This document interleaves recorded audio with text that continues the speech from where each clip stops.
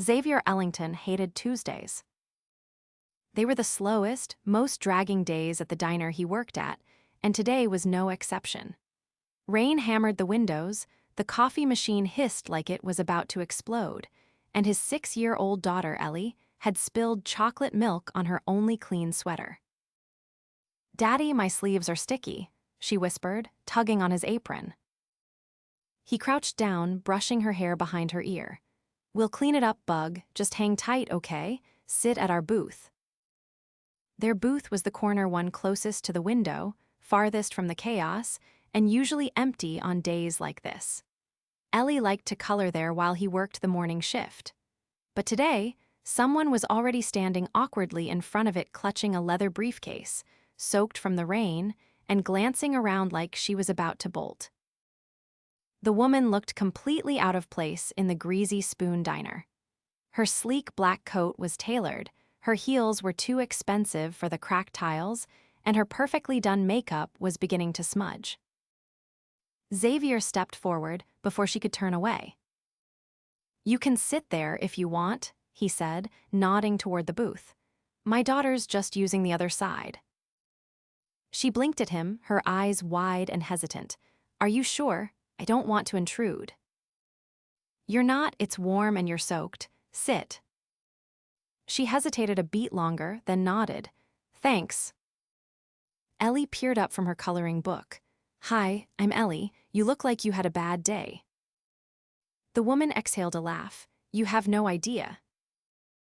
Xavier brought her a coffee, black, without asking. Something told him she wasn't the kind of woman who needed cream and sugar. She looked tired more than tired, like she'd been holding her whole world up all morning. He didn't ask questions, she didn't offer answers. But she came back the next day. And the next. Always to the same booth, always sitting across from Ellie, who'd started saving pages of her coloring book for her. The woman started bringing her own colored pencils too. "Do you always work this shift?" she asked one day, watching Xavier refill her mug. "Yes," he said. "Mornings are easier with Ellie in school. I pick her up after." "She's sweet, smart too. She gets it from her mom." The woman's expression faltered, just barely. "You're a single dad." "3 years now." She didn't ask more, didn't pry, but something softened in the way she looked at him. Weeks passed like that. She never gave her name, and he never asked. She clearly wasn't from around here. Everything about her screamed upper crust like she belonged in a penthouse office, not a rundown booth beside spilled crayons. But she laughed with Ellie. She listened when Xavier muttered about broken coffee machines and overdue rent. And one rainy Thursday, she brought a box of pastries from some fancy bakery uptown. "I thought maybe Ellie would like these," she said, offering the box. "And you too." Xavier stared at it like it might bite him. "You didn't have to do that." "I wanted to." He wanted to ask what exactly she was doing here, why she kept showing up, but something in him was scared of the answer. The next morning, she wasn't there. Neither was she the day after. By Monday, Xavier was pacing behind the counter, snapping at the coffee machine and checking the door every 5 minutes. "She's not coming back," Ellie asked, frowning. "Did you make her mad?" "I don't know," he said. "Maybe she just had somewhere else to be." But Tuesday morning, just as the lunch rush died down, she walked in. Not in her usual coat, not with the briefcase. This time, she looked different. Nervous. She stood by the booth, glancing at Xavier. "I owe you an explanation," she said quietly, "and maybe dinner." He blinked. "Dinner?" "Not here, somewhere nicer, my treat." He frowned. "You don't have to." "I want to, and I should have told you who I was a long time ago." She sat down, exhaled slowly, then held out her hand. "My name's Bianca Emerson. I'm the CEO of M Tech Holdings." Xavier stared at her, stunned. You're what? She laughed under her breath. I know, I look like a wet cat most mornings, so you probably didn't guess. But yeah, that's me.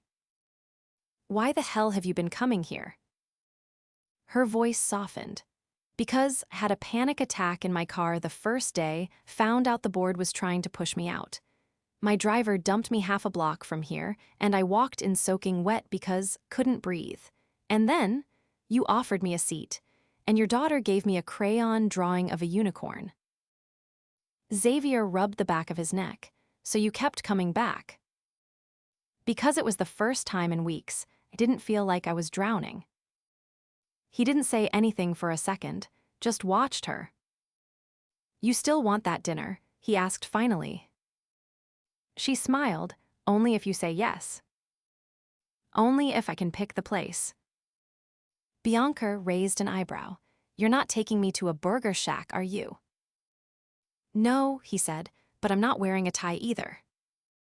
She laughed. Deal. Ellie peeked up from her coloring book. Is she your girlfriend now? Xavier choked on his coffee, and Bianca turned beet red. But she didn't say no. Xavier stood outside the restaurant Bianca had suggested, staring up at its discreet black awning and gold-lettered name. It wasn't ostentatious, but the valet and subtle security detail near the entrance told him everything.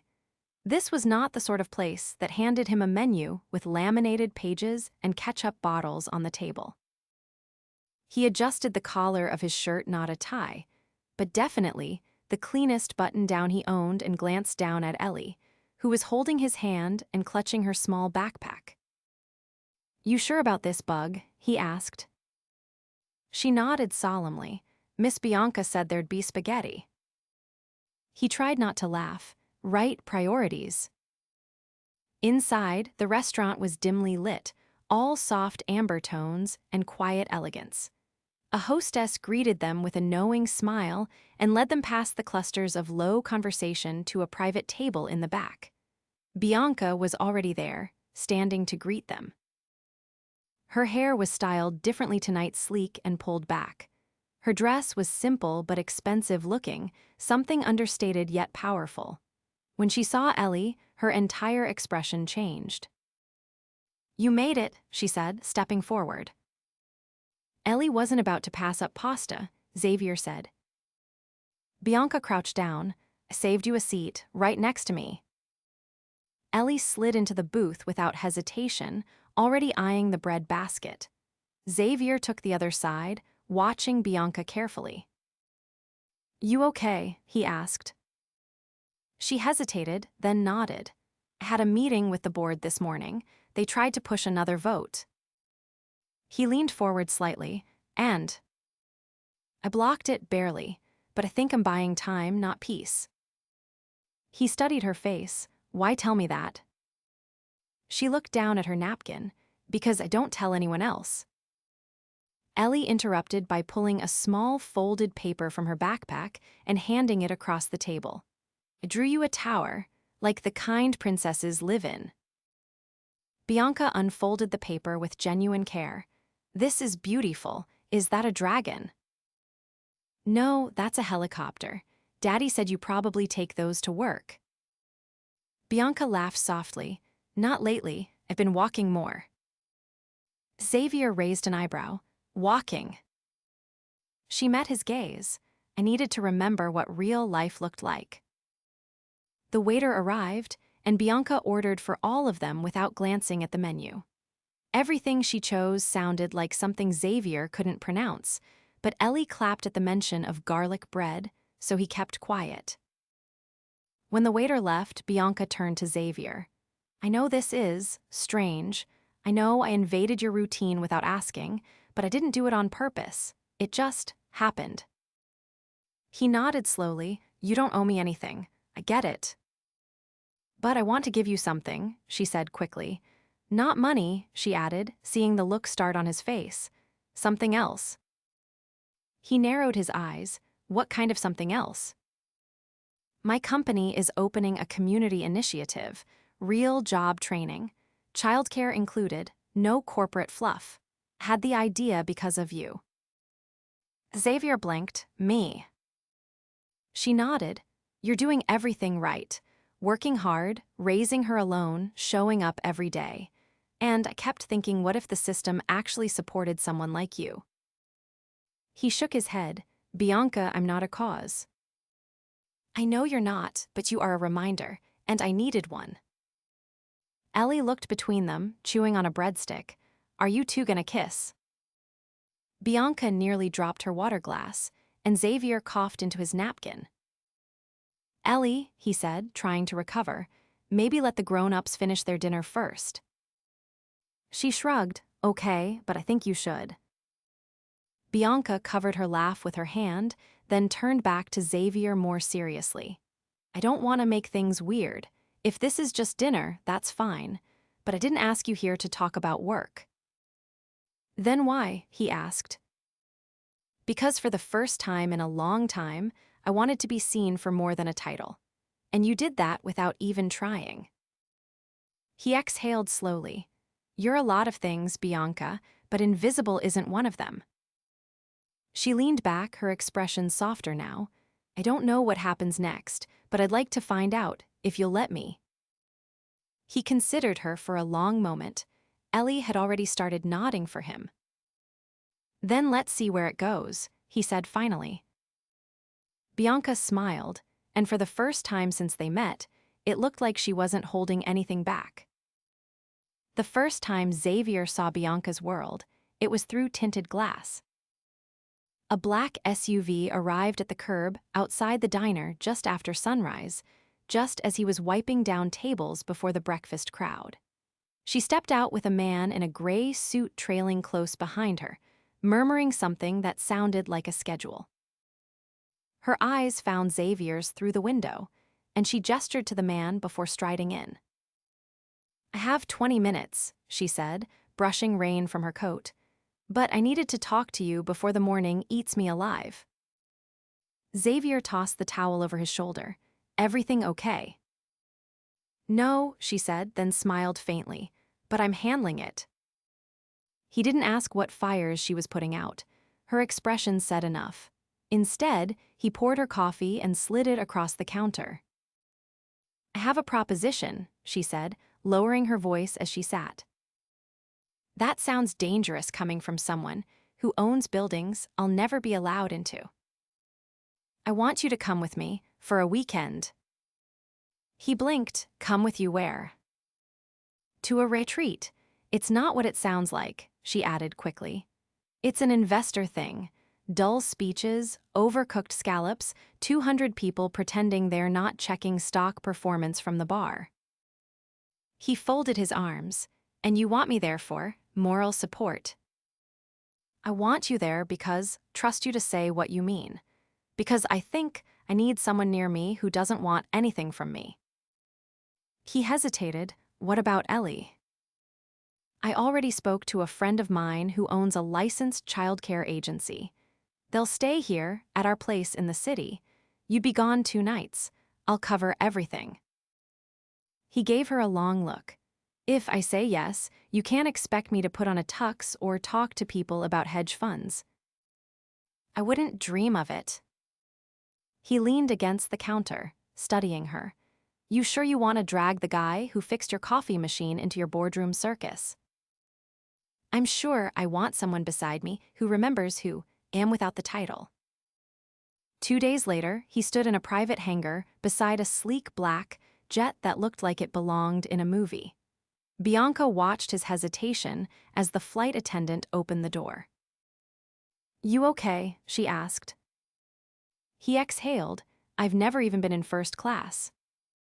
This isn't first class, she said. It's mine. He turned toward her. You own the plane. I own the company that owns the plane. He didn't respond right away. Then, stepping up into the aircraft, he said without looking back, You know, it would have been a lot less overwhelming if you just told me you had a nice car.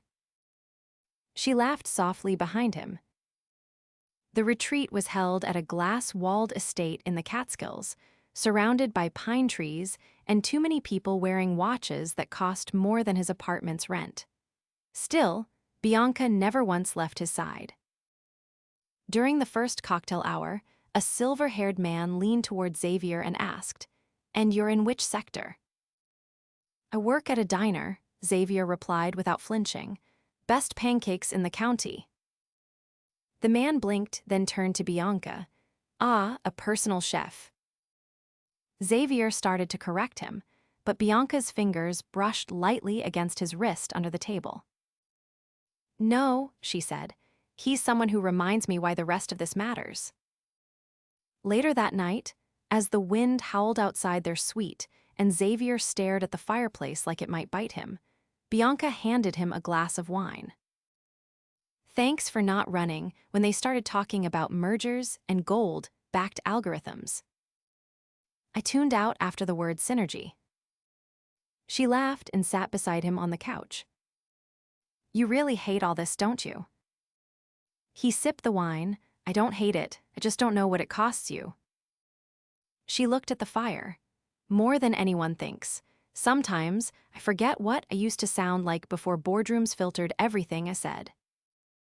He set the glass down. "You still sound like you." She turned toward him. "How can you be so sure?" "Because Ellie likes you, and she's a better judge of people than I'll ever be." Bianca leaned back, her expression unreadable. "I've never brought anyone here before," she said. "Not even people I've dated. It always felt like sharing this world meant giving up control of it. And now, don't want to be the only person in the room who remembers how to breathe when the lights go out." Xavier didn't answer. He reached over, brushing a strand of hair from her cheek. "You don't have to carry everything alone." Her voice caught. "I don't know how not to." He leaned in, their foreheads nearly touching. "Then let me try." She kissed him like she hadn't meant to, like something inside her slipped free. It wasn't polished or planned or part of her empire. It was messy and real and tasted faintly of red wine and exhaustion. When they pulled apart, she didn't apologize. She didn't retreat. She just whispered, "Stay." He nodded once. Bianca Emerson, CEO, didn't need saving. But in that moment, she let herself be held like someone who did. The air inside Xavier's apartment buzzed with a quiet tension as he packed a bag for Ellie's overnight stay. She was sprawled on the floor with two of her dolls, humming to herself while reciting rules for her pajama party with Bianca's friends, daughter someone she'd never met but insisted would become her forever best friend. "You packed her toothbrush, right?" Bianca asked, standing in his doorway with her coat still on, umbrella dripping by the door. Xavier glanced up. "Yeah, and the backup one she insists on in case the first one gets too minty." Bianca smiled, but her hand tightened around the strap of her bag. "Can't believe she's this excited about brushing her teeth somewhere new." "She's excited because you made it feel like an adventure," he said, folding a sweater. Bianca hesitated before stepping fully into the apartment. "This isn't just for her, you know." He looked at her. "What do you mean?" "I didn't invite her to someone else's place because I needed childcare," she said. "I did it because I wanted us to have tonight. Just us." Xavier put the bag down and crossed the room. "You nervous?" "I'm used to being the one who controls the room," she said. "With you, I can't predict what's going to happen, and that terrifies me more than any board vote ever did." He reached for her hand. "Maybe this time we don't need a plan." They dropped Ellie off with the sitter Bianca had arranged, a woman named Cassandra who wore thick glasses and a sweater with tiny embroidered birds on it. Ellie barely waved goodbye, too busy showing off her glittery pajamas. From there, it was a short drive into the city, though the skyline looked different now to Xavier. Less like a wall and more like a door someone had just opened for him. The elevator in Bianca's building was lined with mirrors and moved silently, humming with a kind of power that reminded Xavier this was not his world. But when the doors opened into the penthouse, all he noticed was how quiet it was. No blaring TV. No toy clutter. Just a sweeping view of the river and floor-to-ceiling windows that caught the last of the sunlight. Bianca slipped off her shoes and turned toward him. I never bring people here. I believe you. I don't know how to act when there's no one to impress. He stepped forward, brushing a piece of windblown hair from her cheek. Then don't act. She led him to the kitchen, where a single bottle of wine sat beside a bowl of fresh cherries. He raised an eyebrow. No complicated dinner, he asked. I thought you'd appreciate something simple. You thought right. They ended up on the rooftop terrace, wrapped in blankets and listening to the hum of the city below. Lights blinked in the distance, and the wind carried the faint scent of rain and summer. Bianca leaned her head against his shoulder. Do you think this could work? He didn't answer right away. I think it already is. She sat upright, turning to face him fully. I don't want to pretend anymore, not in meetings, not in rooms full of people who only nod because I sign their checks. I want this. I want you. He searched her face. You're not just saying that because I'm the only guy who doesn't care what your stock is doing. No, she said. I'm saying it because when I'm with you, I feel like I can breathe, and I haven't been able to do that in years. Xavier stood, pulling her up with him. Then let's stop worrying about what doesn't matter. They kissed under the open sky, the city blinking around them like 1,000 tiny witnesses.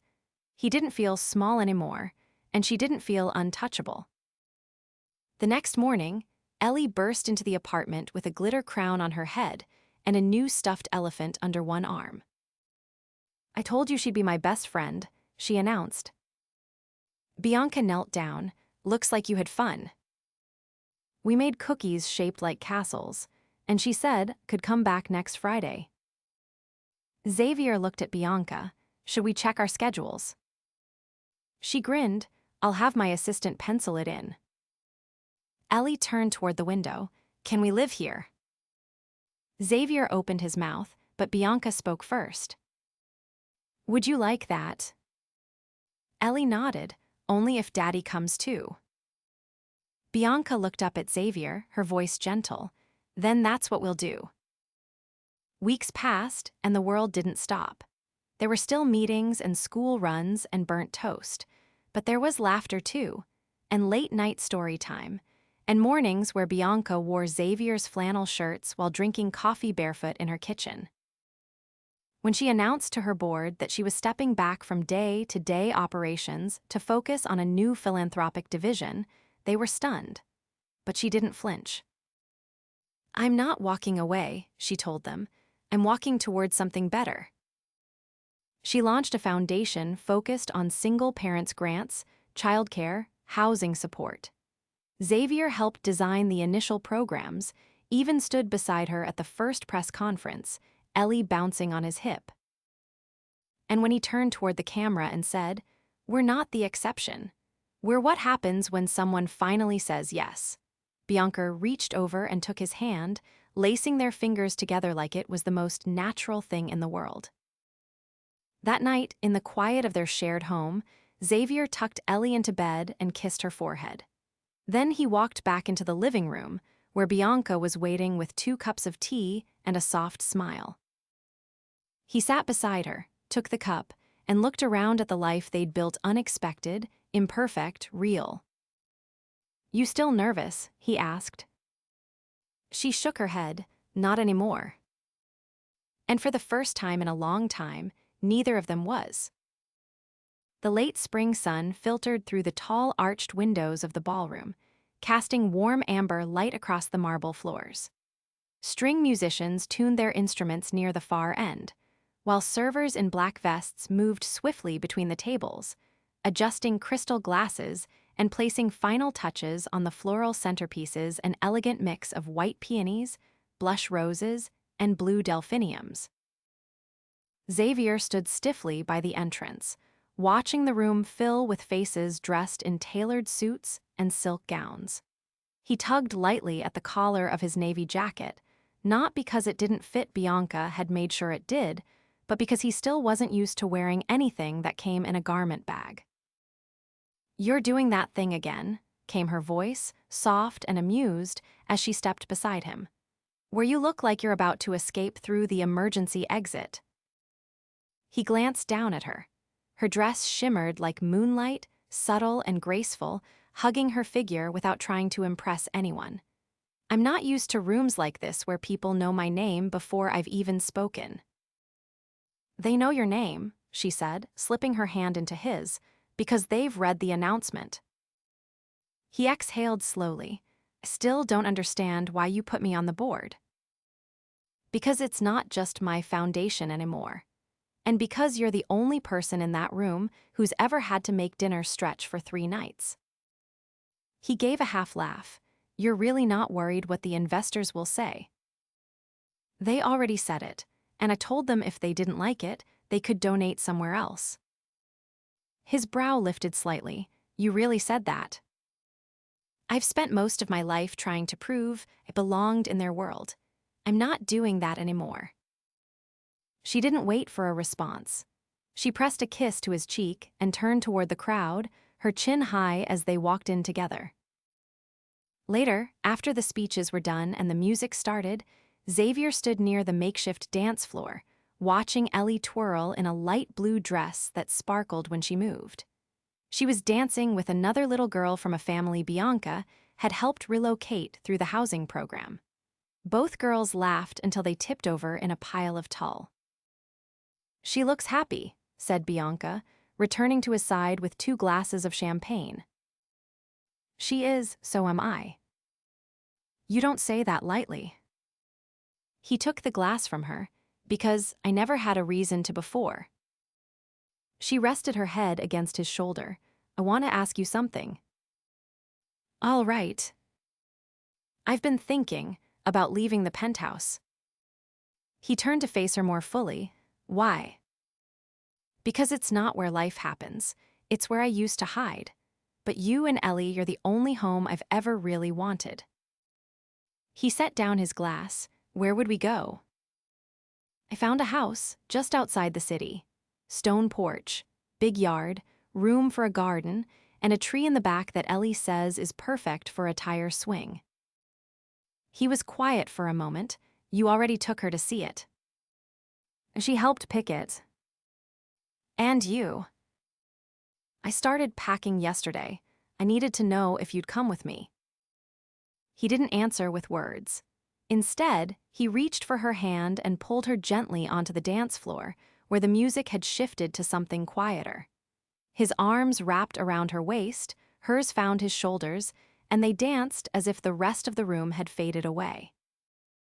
"This isn't something I ever thought I'd get," he said quietly. "Me either," she replied, "but I want to get it right." "You already have." The months that followed unfolded like a season of quiet joy. The house was everything she'd promised and more. Built in the early 1900s, it had creaky floors that sang under their feet, a sunroom where Ellie painted rainbows on the windows with washable markers, and a kitchen where they cooked Sunday morning pancakes together, Bianca in flannel pajama pants, and Xavier refusing to let her anywhere near the stove. Bianca stepped further away from the company, focusing full-time on the foundation. She recruited people not based on credentials, but on compassion: case workers, counselors, educators, all of them driven by the idea that no one should have to choose between raising a child and surviving. Xavier took on a new role too, overseeing the foundation's community initiatives. It wasn't flashy, and it didn't come with a corner office, but it gave him purpose. And it gave Ellie a reason to announce at school that her dad helped people build new lives. One evening, as the late summer sun dipped below the trees, Bianca stood barefoot on the back porch, watching Xavier push Ellie on the tire swing. Her laughter echoed through the yard. He turned and saw her watching, then waved her over. When she stepped onto the grass, Ellie jumped down and tugged her hand. "Daddy said you have a surprise."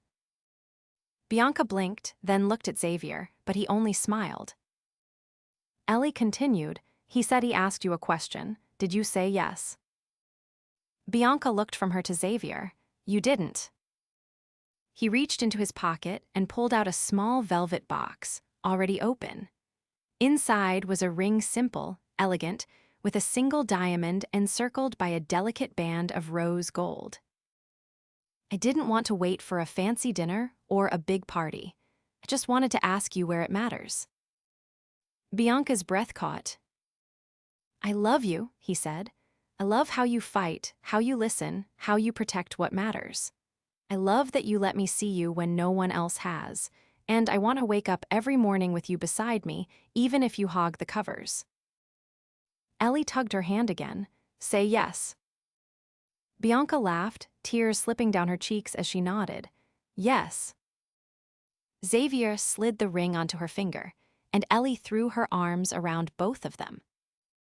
The wedding was small, just close friends, a few family members, and the people they'd helped along the way. Bianca wore a tea-length dress with lace sleeves. Xavier wore the same jacket from the gala. Ellie walked down the aisle in a crown of wildflowers, carrying a basket of rose petals she kept forgetting to throw. They were married under the old tree in their backyard. And when the sun dipped low and the string lights blinked on, Xavier pulled Bianca into their first dance as husband and wife, while Ellie spun barefoot through the grass. Later that night, with the house quiet and the stars bright above them, Bianca lay in bed beside him, her cheek against his chest. "I used to think love had to be earned," she whispered, "that it only came after success or sacrifice." Xavier kissed the top of her head. "It doesn't." "No," she said, "it just has to be chosen, and I choose you every day." He pulled her closer. "Then we've already won." And in the quiet of that ordinary, extraordinary night, they did.